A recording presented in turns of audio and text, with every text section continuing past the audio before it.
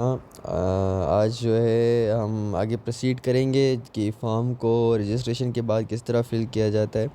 मैंने अपनी पहली वीडियो में जो बताया हुआ है यूट्यूब पे मेरे को अपलोडेड है वीडियो, जिसमें मैंने ये बताया है कि हम किस तरह पहले खुद को रजिस्टर करते हैं और उसके बाद जो है हम प्रोसीड करते हैं अब फॉर्म की तरह कि फ़ॉर्म हम जो है ना किस तरह उसको फ़िल आउट करते हैं। हमें रजिस्टर किया होता है, हमारे पास उन्होंने अपना वो यूज़र पासवर्ड वगैरह में हर चीज़ दी हुई होती है। तो हम जस्ट वो पुट करेंगे। I have got it saved, so मैं उसको पुट करूँगा, ऑटो फिल करूँगा। ऑटो फिल कर देता हूँ यार। What happened, let me do fix it my problem. तो ये मैंने कर लिया, लॉगिन करूँगा मैं।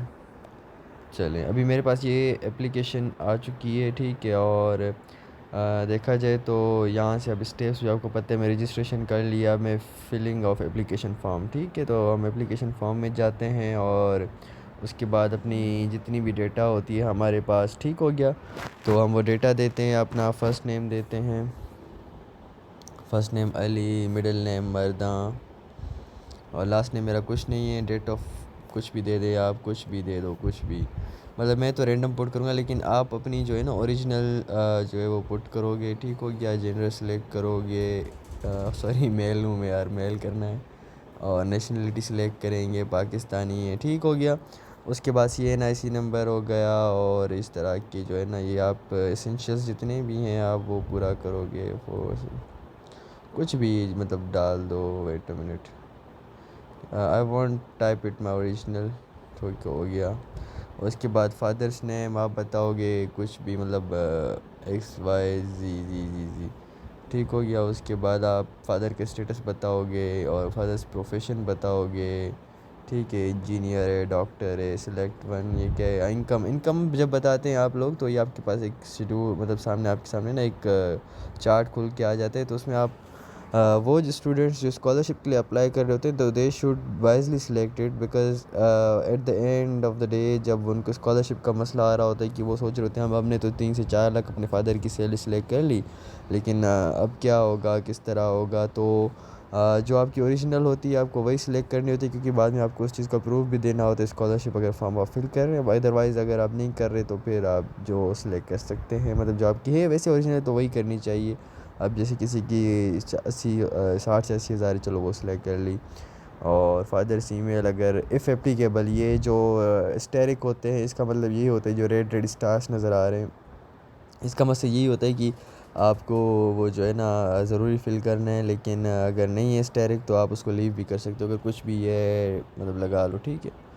और फिर इस पे आते हैं, अब क्या है, मदर्स नेम कुछ भी डाल दो यार।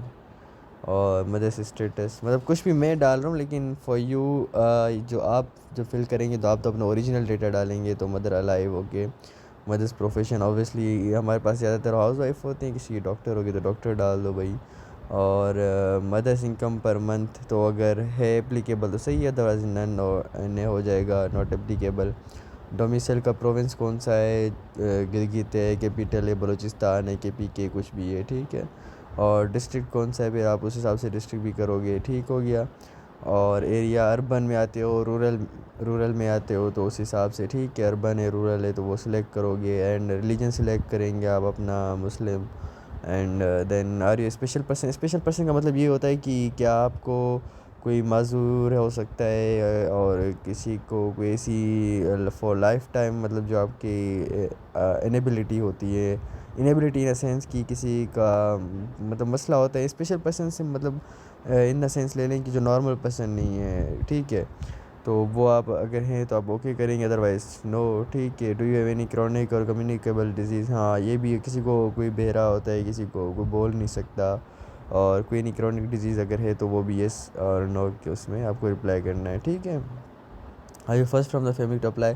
अब फैमिली का ये नहीं कि आप अपने पूरे ख़ानदान गिने, अपने चाचू खाला फूफो सब गिनते फिरें, मामू, ये नहीं होता। फैमिली का हिसाब ये होता है कि for your father and mother, जो उनकी फैमिली, फादर मदर मीन्स कि आपके अम्मी अबू और फिर आपके सिबलिंग्स, आपके भाई बहन, ठीक है। इनमें आप पहले जो पढ़ने के लिए आ रहे हैं यूनिवर्सिटी, अगर येस तो येस, अदरवाइज़ नो तो नो, ठीक हो गया।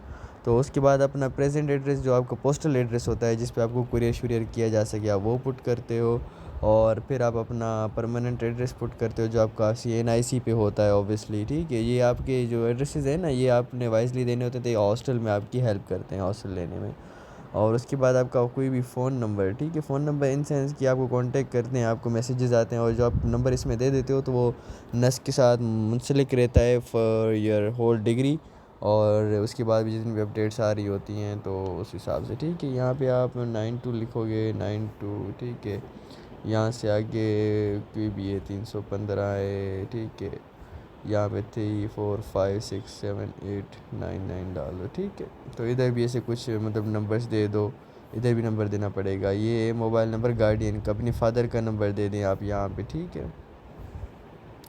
3 4 4 5 5 6 6 7 7, ठीक है। ऐसे कुछ डाल दें नंबर, ठीक है।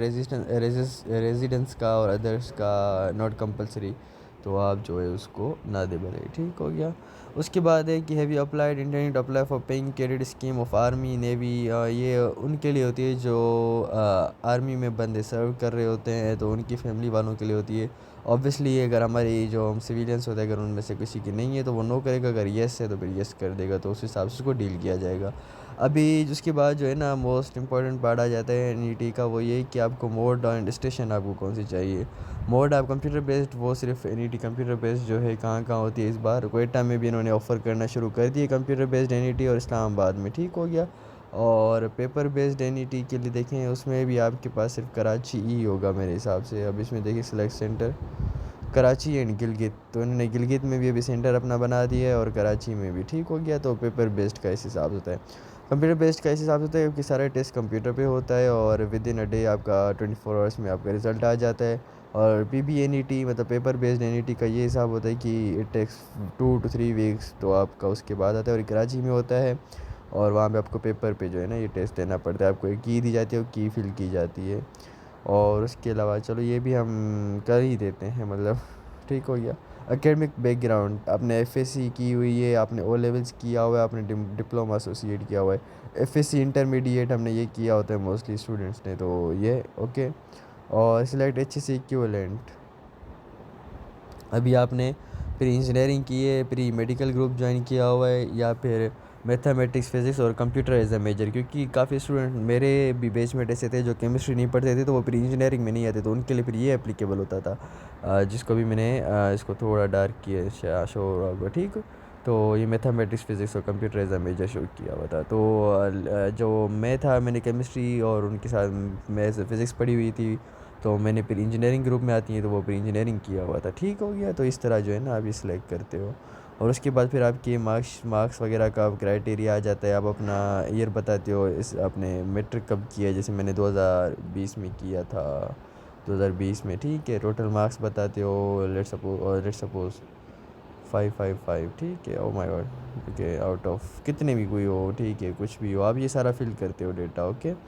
जब ये आप सारा डेटा फिल कर लेते हो तो आप कहते हो सर्टिफाइड में जो इतनी भी मैंने सर्टिफिकेशन देते हो कि हाँ भाई मैंने ये सारी डेटा एक्यूरेट दी है यहाँ से, तो आपने सर्टिफाई कर दिया, ठीक है। आपका मोस्टली फॉर्म अब तक फिल हो ही चुका होगा, वाट आई बिलीव सो। यहाँ पे ये सिलेक्ट करना पड़ेगा यार। तो अभी आप पाकिस्तान में रहते हो तो पाकिस्तान ही सिलेक्ट करोगे ऑब्वियसली। हेयर कम्स पाकिस्तान, ठीक है। आप अपना रेजिडेंस सेलेक्ट करते हो। हाँ, अभी आपको ये पता होना चाहिए कि जॉइंट फैमिली है आपकी, आपका अपना घर है अकेला, आप प्राइवेटेड बाय एम्प्लॉयर है, आप किसी कंपनी के घर में रहते हो, किसी ऑर्गेनाइजेशन जहाँ पे आपकी फादर या मदर काम करे उधर रहते हो, या फिर आपको ये रेंटेड है, आपने किराए पे लिया हुआ है, तो ऑन, ठीक है। और उसके अलावा यहाँ पे भी ऐसे ही होगा, पाकिस्तान एंड डॉन्ट। अगर जॉइंट है तो आप जॉइंट में क्लिक करोगे, ठीक है। तो it depends person to person, तो इस तरह जो है ना आपको ये भी करना होगा, ठीक है। उसके बाद जो है ना आपका ये हिसाब आ जाता है कि आप यहाँ पे अपनी वो सारा बताते हो, आपके कितने मार्क्स हैं आउट ऑफ कितने 600 डे से, सपोज मैं ऐसे वो पुट कर रहा हूँ, ठीक है। 109, ओ माय गॉड, 600 ऑब्टेन मार्क्स, अच्छा टोटल मार्क्स इतने थे, और उससे ऑब्टेन कितने किए आपने, चलो मैं 500 डाल देता हूँ, ठीक है। ये ऑटोमेटिक आपकी परसेंटेज जो कर देगा। आपने कहाँ से किया है, मैंने IBAPSS से किया था, IBAPSS, तो आपने वो पूरा नाम डालना है, मैं ऐसे ही कर रहा हूँ, ठीक है। बोर्ड कौन सा था, तो ऑब्वियसली मेरा था आगा खान यूनिवर्सिटी एग्ज़ामिनेशन बोर्ड। तो इसमें वो नहीं आ रहा है आगा खान बोर्ड, शायद ये नहीं है, उसमें सिंध बोर्ड आ रहा है, सक्खर बोर्ड आ रहा है। यार ये क्या मेरे पास ऑप्शंस आ रहे हैं। चलो जो आपका बोर्ड हो, से सपोज़ चलो डेरा गाजी खान बोर्ड है, कोई मसला नहीं, ठीक है। तो आपका जो बोर्ड होगा ऑब्वियसली वो आ रहा होगा। तो ये कह रहे हैं कि लेके फेज नॉट जस्ट अनाउंस्ड, तो आप ऐसे कर सकते हैं, ठीक है।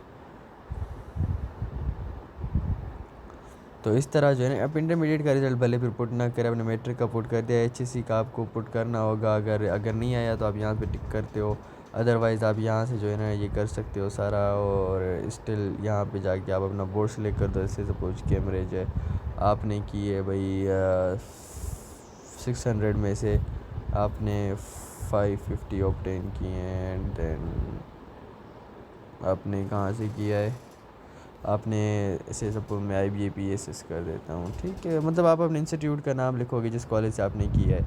अभी आपके पास आता है before applying for any program please refer to the eligibility criteria ensure that you are qualifying for the respective program. अब आपको एलिजिबिलिटी क्राइटेरिया देखना होगा इनके, उस पर जाके जो है ना इनके नेस्ट की वेबसाइट पे आपको सारा कुछ मिल जाएगा। आप बस गूगल पे जाके लिखो eligibility criteria for engineering programs for social sciences programs, तो आपको उस हिसाब से सबका पता चल जाएगा। अभी अगर आप इंजीनियरिंग और कंप्यूटिंग प्रोग्राम्स के लिए कंप्यूटर साइंस वगैरह ये जितने भी CS वगैरह आ जाते हैं तो उसके लिए अप्लाई कर रहे हो तो आप इसको टिक करोगे, ठीक है। और उसके बाद आपको फिर ये ऑप्शन आता है कि प्रेफरेंसेस आप सेट करोगे। वही पहले मुझे SMME जाना है, मैकेनिकल इंजीनियरिंग, ठीक है। सेकंड में मुझे जाना है नाइस में, ठीक है। थर्ड प्रेफरेंस आप 5 ऐसी प्रेफरेंसेस सेट कर लो, 6 कर लो, और उसके अलावा फिर से 6 कर लो, कोई मसला नहीं है, ठीक है। तो इस तरह आप 5 प्रेफरेंसेस सेट कर लेते हो, ठीक है। और मतलब 12 है आपके पास ऑप्शन, आप 5 कर लो, 3 कर लो, कोई मसला नहीं। उसके बाद जो है ना आपके पास एक एडिशनल ऑप्शन आता है कि अगर आप इंजीनियरिंग प्रोग्राम्स में के लिए किसी लिए क्वालिफाई नहीं कर पा रहे, या फिर आपको जो है ना ये BS मैथमेटिक्स इनके लिए आपको किया जाए कंसीडर या ना किया जाए, ठीक है। तो ये जो ऑप्शन आ रहे हैं ना ये वाले मैंने अभी जूम करके शो किया, तो ये आपको फ्री ऑप्शन अवेलेबल हैं कि आप एडिशनली इनमें भी कर सकते हो, ठीक है। तो आपको फिर अगर यहाँ 4-5 ऑप्शन आप देंगे, इनमें से कोई डिग्री ऑफर होगी तो सही है, अदरवाइज़ अगर इनमें आपका आप बन रहा है मेरिट तो आपको इनमें से कोई में आ जाएगा, ठीक है। तो इसमें येस कर दो, BS मैथमेटिक्स में, फिजिक्स में अगर आप करना चाहते हो तो येस कर दो, ठीक है। मर्ज़ी है, वरना खाली भी छोड़ सकते हो। मैंने खाली छोड़े थे जब मेरी INET थी, ठीक हो गया। उसके बाद जो है ये अगर आपको आप सोशल साइंसेज़ में करना चाहते हो, आप एट अ टाइम जो है ना 2 दफ़ा फ़ीस पे कर सकते हो। मतलब अभी आर्किटेक्चर में भी आप अप्लाई कर सकते हो, ठीक है। आप फिर देखो अभी आपको फिर 2 दफ़ा आपको फ़ीस पे करनी पड़ेगी जो आपकी 9,000 होगी। मतलब आपको आप 2 यूनिटीज़ दे सकते हो, लेकिन एक ही उसकी नहीं दे सकते, अलग-अलग की दे सकते हो, ठीक हो गया। तो आप अलग-अलग 2 यूनिटीज़ दे सकते हो और इस तरह आपका ये हो जाएगा। तो ठीक है, अभी आपकी ये फ़ीस की अभी आपने ये देखा है आपको PKR में आप ऑप्शन 1 अवेलेबल करेंगे, ठीक है। और USD डॉलर्स वो जो फॉरेनर्स के लिए होता है, ओवरसीज़ पाकिस्तानीज़ के लिए। तो अभी यहाँ पे डिक्लेरेशन होती है, आपको पढ़ के वो एक्सेप्ट करनी है, ठीक है। इस तरह जो है आपका ये एक टेस्ट के लिए जो फॉर्म होता है वो आपका फिलअप हो जाता है। यहाँ पे आपको फ़ोटो डालना होता है, कोई भी फ़ोटो, चूज़ फाइल यार, upload photo while using this app. हाँ, फाइल्स में जाता हूँ, कोई भी डाल देता हूँ मैं तो यार। लेट्स सी, गैलरी में जाते हैं एंड कोई भी, मैं तो स्नैपशॉट से कोई डाल देता हूँ। लेट्स सी कि ये फ़ोटो अपलोड हो जाए। कर लिया अपलोड फ़ोटो, लेट्स, हाँ हो गया। चलो भाई, ये फ़ोटो हमारा अपलोड हो गया और उसके बाद मैंने सारा कुछ कर लिया है। अभी मैंने ये फॉर्म अपना एज़ मतलब सिखाने के लिए फिलअप किया है। लेकिन once you are filling up your form तो आप लोगों को ये सारा कुछ जो है बिल्कुल सही तरीके से अंडरस्टैंडिंग एवरी सिचुएशन एवरीथिंग आपको जो है ना ये आपको फिलअप करना है सारा फॉर्म। और फिल करके आपको ऑब्वियसली यहाँ पे सेव फॉर्म भी करना है, नेक्स्ट एंड प्रीव्यू फॉर्म करना है। तो सेव फॉर्म भी हो सकता है, नेक्स्ट एंड प्रीव्यू ये नेक्स्ट आप करेंगे। तो कह रहा है please impostor city, oh my god, okay यहाँ पे सिटी भी पुट करना होगा। इस जगह पे तो मैंने गलती कर दी यहाँ पे। चलो मैं लिखता हूँ मीरपुर माथेलो का है कम्स अगेन, यहाँ पर भी सिटी डाल देने। तो ये आपको गाइड करता रहेगा, अगर आपकी कोई एंट्री मिस हो जाती है ना तो आप यहाँ से पे से आके इसको कर सकते हो। और ये ठीक हो गया। यहाँ पे हमने सब कुछ डिक्लेयर किया हुआ है। Okay okay okay. अब सेव फॉर्म पे मतलब कभी कभी हम ऐसा होता है कि आधा फॉर्म भरते हैं, आधी हमारे पास डेटा है, तो हम सेव फॉर्म पे क्लिक करके हम उसको सेव कर सकते हैं, बाद में प्रोसीड कर सकते हैं। अगर पूरा हो चुका है तो नेक्स्ट इन प्रीव्यू पे क्लिक करें और प्लीज़ इंटर वेरीमेट्रिक इक्विवेलेंट मार्क्स। किस जगह यार, किस जगह मेट्रिक?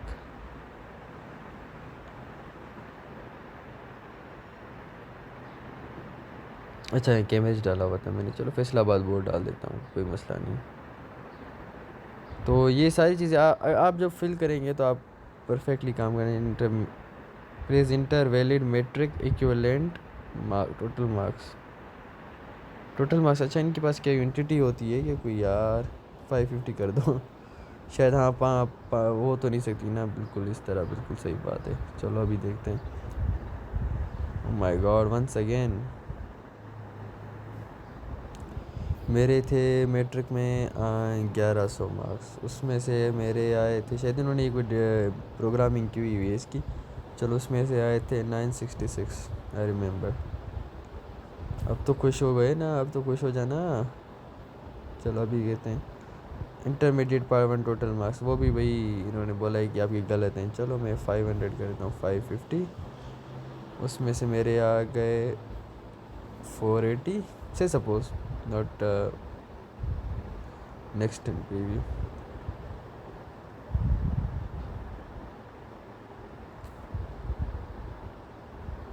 तो फादर की ईमेल भी वैलिड डालनी है। हाँ चलो मैं नहीं डालता, मतलब आई have got my father's email but I want, ये कह रहे हैं वैलिड डालो, ये वो तो बनाना यहाँ पे वो ना, इसके लिए मुझे नो करना है। Okay okay. अब मेरा होप्सो की फॉर्म टोटली सही फिल हो चुका है। यू कैन इवन सी कि किस तरह मैंने किया। यहाँ पे आपको फ़ोटो की टर्म्स एंड कंडीशंस भी वो मतलब टिक कर देनी है, ठीक है, वो पढ़नी भी है आपको। मैं तो ऐसे ही फजूल क्या मतलब सिखाने के लिए भर रहा हूँ ना सारा फॉर्म, तो उस हिसाब से जो है आप मैंने ये सारा जो है आपको सिखाने के लिए भरा है। कोई भी डेटा मैंने सही से नहीं डाला, लेकिन once you are again I am suggesting you to जिस तरह आप फॉर्म सारा फिल कर दें, उसके बाद जो है ना फिर से सारा आपको फॉर्म चेक करना होगा, और उसके बाद finally you got next in preview. Okay, and here it will go, here it go. Okay. So finally you'll have your form like in this pattern कि अभी आपका सारा फॉर्म फिल हो चुका है, और आप देखेंगे कि हाँ ठीक है मैंने ये सारा सही किया। अगर नहीं है तो बैक एंड एडिट फॉर्म यहाँ पे ऑप्शन अवेलेबल है आपका, ठीक है। तो आफ्टर क्लिकिंग पेमेंट या ठीक है, अगर आप यहाँ प्रोसीड फॉर पेमेंट कहेंगे तो आपकी डेटा चेंज नहीं हो सकती एट एनी कॉस्ट, कुछ भी हो जाए फिर आपकी डेटा चेंज नहीं हो सकती। फिर आपको ईमेल करनी पड़ेगी नस्ट को, एंड देन आपकी कॉल शॉल ये वो, उसके बाद आपको बड़ा मतलब प्रोसेस चलाना पड़ेगा, and after that you will get to know कि आपकी डेटा चेंज हुई है या नहीं। So once you are filling form, fill it very honestly, fill every entry wisely, and then proceed। Okay और यहाँ पे आप प्रोसीड फॉर द पेमेंट करना है, ठीक हो गया। अभी आपका ये पेमेंट का ऑप्शन आ चुका है। अभी आपका 3 तरह से आप पेमेंट कर सकते हो, ये अवेलेबल है आपके पास, देखिए थ्रू लिंक फन, ठीक है, ऑनलाइन पेमेंट कर सकते हो, सर्विस ठीक है अवेलेबल है। आप क्रेडिट कार्ड से कर सकते हो, ठीक है, और आप थ्रू फ़ी इनवाइस जो है आपके पास जनरेट हो चुका है इससे भी कर सकते हो, ठीक है। तो अली मर्दा इस ओके, तो ये आप करते हो, ठीक है। जब आपकी फ़ीस सबमिट हो जाती है ना, तो आप क्या करते हो, फिर प्रिंट का ऑप्शन यहाँ से अवेलेबल, आप प्रिंट कर सकते हो, डाउनलोड कर सकते हो, फिर किसी प्रिंटर से प्रिंट कर सकते हो। और जब आप प्रिंट कर लेते हो तो ये देखिए आपके पास यहाँ ऑप्शन होते हैं पेमेंट मेथड, आपने क्या अप्लाई किया, HBL बैंक लिमिटेड के पास किया मैं, ठीक है। तो आपने कितनी अमाउंट डिपॉजिट की वो आप यहाँ लिखोगे, मतलब 4,500 आपने डिपॉजिट किया। आपने कहाँ डिपॉजिट किया, बैंक का एड्रेस लिखोगे, बैंक HBL बैंक इस्लामाबाद से सपोज़, ठीक है, इस्लामाबाद, ठीक है, कुछ भी। और आपने जिस डेट पे आपने डिपॉज़िट की है, फ़ीस आपने दी है, तो वो आप डेट सेलेक्ट कर लोगे, जैसे सपोज़ कुछ भी है, तो आप फिर यहाँ पे वो सबमिट कर देते हो। सबमिट करने के बाद वो आपको वेरिफिकेशन की ईमेल आ जाती है। Once you will get the email, आप जो है फिर उस पर चले जाते हो, अपने क्या कहते हैं वेरीफाई हो जाता है, और उसके बाद आपका एडमिट कार्ड जनरेट हो जाता है। मैं अकाउंट पे जा रहा हूँ अपने पे, ठीक हो गया।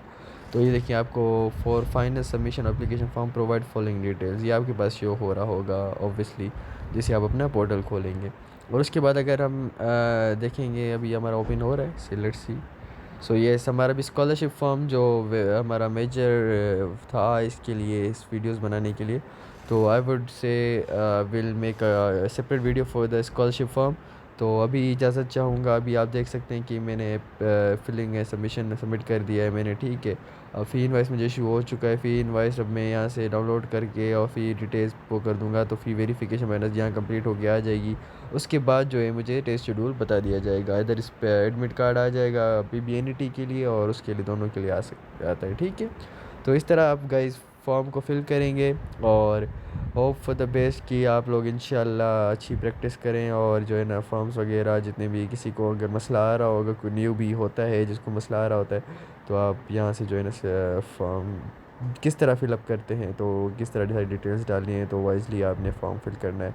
ओके, इंशाल्लाह नेक्स्ट वीडियो में मिलेंगे। अल्लाह हाफिज़।